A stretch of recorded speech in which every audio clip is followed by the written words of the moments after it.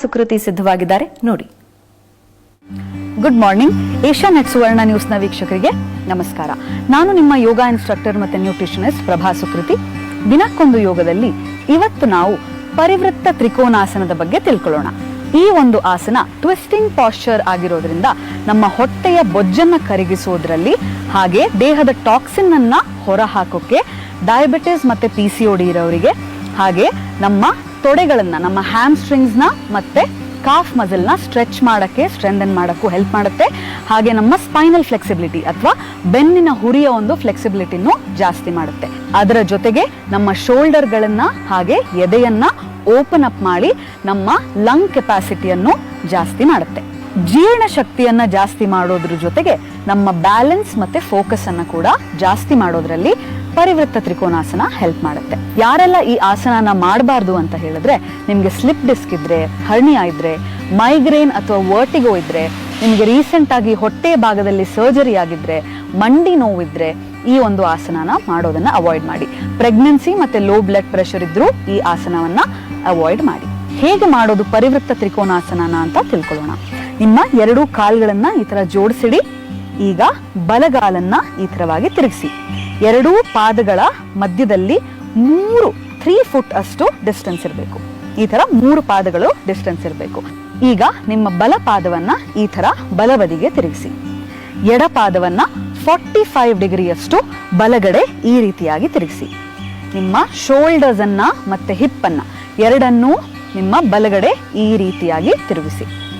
ಎರಡೂ ಕೈಗಳನ್ನ ಉಸಿರನ್ನ ತಗೊಳ್ತಾ ಈ ತರ ಓಪನ್ ಮಾಡಿ, ಉಸಿರನ್ನ ಬಿಡ್ತಾ, ಮೊದಲನೇ ಆಪ್ಷನ್, ಈಸಿ ಆಪ್ಷನ್, ನಿಮ್ಮ ಎಡಗೈಯನ್ನ ಬಲ ಮೊಣಕಾಲಿಗೆ ಅಥವಾ ಶಿನ್ ಬೋನಿಗೆ ಈ ತರ ತಾಗಿಸಿ. ನಿಮ್ಮ ಬಲಗೈ ಈ ತರ ಸೊಂಟದ ಮೇಲಿರ್ಲಿ. ಆದಷ್ಟು ನಿಮ್ಮ ಬಲ ಭುಜವನ್ನ ಹೊರಭಾಗಕ್ಕೆ ಈ ತರ ಪುಷ್ ಮಾಡಕ್ಕೆ ಟ್ರೈ ಮಾಡಿ. ಇದೇ ರೀತಿಯಾಗಿ 10 ರಿಂದ 15 ಬಾರಿ ಉಸಿರಾಡಿ ಮತ್ತೆ ರಿಲ್ಯಾಕ್ಸ್ ಮಾಡಿ. ಈಗ ಈ ಅಭ್ಯಾಸ ತುಂಬಾ ಸುಲಭವಾಗಿದೆ ಅಂತ ಅನ್ಸಿದ್ರೆ, ನಿಮ್ಮ ಯೋಗ ಬ್ಲಾಕ್ಸ್ ಅನ್ನ ಪಾದದ ಪಕ್ಕದಲ್ಲಿಟ್ಟು, ನಿಮ್ಮ ಎಡಗೈಯನ್ನ ಬ್ಲಾಕ್ ಮೇಲೆ ಇಟ್ಟು, ಕೈಗಳನ್ನ ಈ ರೀತಿಯಾಗಿ ಮೇಲಕ್ಕೆ ಓಪನ್ ಮಾಡಕ್ಕೆ ಟ್ರೈ ಮಾಡಿ. 10 ರಿಂದ 15 ಬಾರಿ ಉಸಿರಾಡಿ ನಿಧಾನವಾಗಿ ಉಸಿರು ತಗೊಳ್ತಾ ಮೇಲೆ ಬಂದು ರಿಲ್ಯಾಕ್ಸ್ ಮಾಡಿ. ನಿಮ್ಗೆ ಬ್ಲಾಕ್ ಜೊತೆ ಕೂಡ ತುಂಬಾ ಸುಲಭವಾಗಿದ್ರೆ, ಈಗ ಎಡಗೈಯನ್ನ ಈ ರೀತಿಯಾಗಿ ಬಲಗಾಲಿನ ಹೊರಗಡೆ ಫಿಂಗರ್ ಟಿಪ್ ಅನ್ನ, ನಿಮ್ಮ ಬೆರಳು ತುದಿಯನ್ನ ಈ ತರ ಇಟ್ಟು ನಿಧಾನವಾಗಿ ನಿಮ್ಮ ಬಲಗೈಯನ್ನ ಓಪನ್ ಮಾಡಿ ಇದೇ ರೀತಿಯಾಗಿ 10 ರಿಂದ 15 ಬಾರಿ ಉಸಿರಾಡಿ. ಎರಡೂ ಮಂಡಿಗಳು ಆದಷ್ಟು ನೇರವಾಗಿರ್ಲಿ. ತುಂಬಾ ನೋವಾಗ್ತಾ ಇದ್ರೆ ಸಾಫ್ಟ್ ಆಗಿ ಈ ತರ ಬೆಂಡ್ ಮಾಡ್ಬೋದು. ಉಸಿರು ತಗೊಳ್ತಾ ನಿಧಾನವಾಗಿ ಮೇಲಕ್ಕೆ ಬಂದು ಉಸಿರನ್ನ ಬಿಡ್ತಾ ರಿಲ್ಯಾಕ್ಸ್ ಮಾಡಿ. ಹಾಗೆ ಈ ಆಸನವನ್ನ ಅಭ್ಯಾಸ ಮಾಡ್ತಾ ಇರ್ಬೇಕಾದ್ರೆ ನಿಮ್ಮ ಭುಜಗಳು ಹೀಗೆ ಪ್ಯಾರಲಲ್ ಆಗಿ ಇರಬಾರ್ದು. ಆದಷ್ಟು ನಿಮ್ಮ ಎಡ ಭುಜವನ್ನ ಈ ತರ ಒಳಗಡೆ ತಳ್ಳಿ, ಬಲ ಭುಜವನ್ನ ಆದಷ್ಟು ಹೊರಭಾಗಕ್ಕೆ ತಳ್ಳಿ ವರ್ಟಿಕಲ್ ಆಗಿ ಇಟ್ಕೊಳ್ಳೋಕೆ. ಈಗ ಇದೇ ಅಭ್ಯಾಸವನ್ನ ಎಡಗಡೆಯಲ್ಲೂ ಮಾಡೋಣ.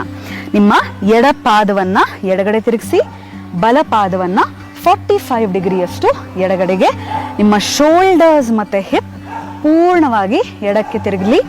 ಎರಡೂ ಮಂಡಿ ನೇರವಾಗಿರಲಿ. ಉಸಿರನ್ನ ತಗೊಳ್ತಾ ಎರಡೂ ಕೈಗಳನ್ನ ಈ ತರ ಮೇಲಕ್ಕೆ ಎತ್ತಿ, ಉಸಿರನ್ನ ಬಿಡ್ತಾ ನಿಮ್ಮ ಬಲಗೈಯನ್ನ ಮೊಣಕಾಲಿಗೆ ಅಥವಾ ಶಿನ್ ಬೋನಿಗೆ ಅಥವಾ ಆಂಕಲ್ಗೆ,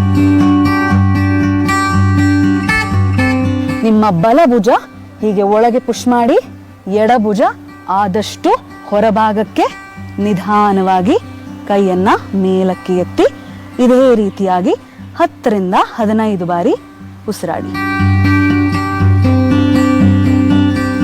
ಉಸಿರನ್ನ ತಗೊಳ್ತಾ ಮೇಲಕ್ಕೆ ಬಂದು ಉಸಿರನ್ನ ಬಿಡ್ತಾ ರಿಲ್ಯಾಕ್ಸ್ ಮಾಡಿ. ಸೊ ವೀಕ್ಷಕರೇ, ಯೋಗಾಸನ